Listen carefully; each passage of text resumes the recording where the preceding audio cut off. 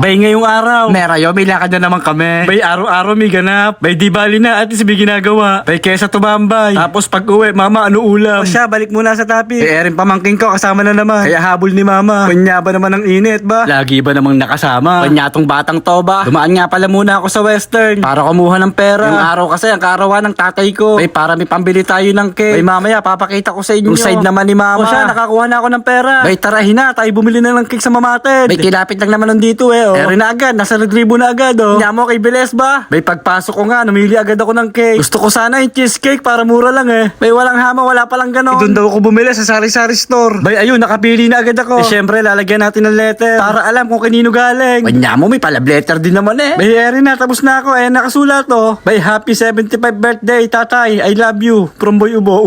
Nya mo lang yabang Kala mo kay mahal ng cake Bay kahit mura lang cake ko. At least hindi cheesecake ang binili ko. Tagli-5.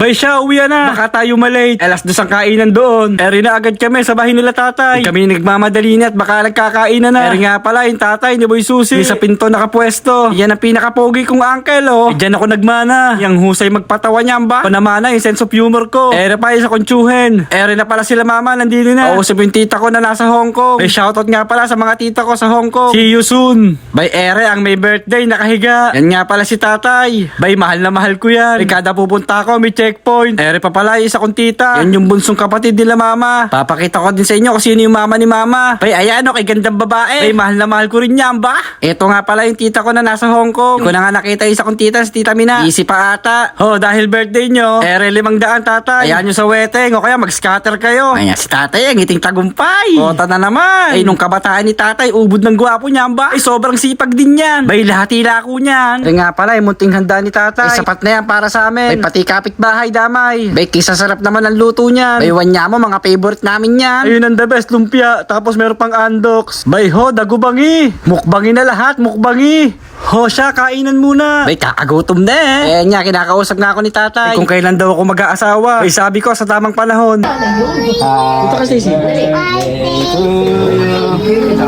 Pakanta kayo. Happy birthday to you. Happy birthday to you. Happy birthday to you.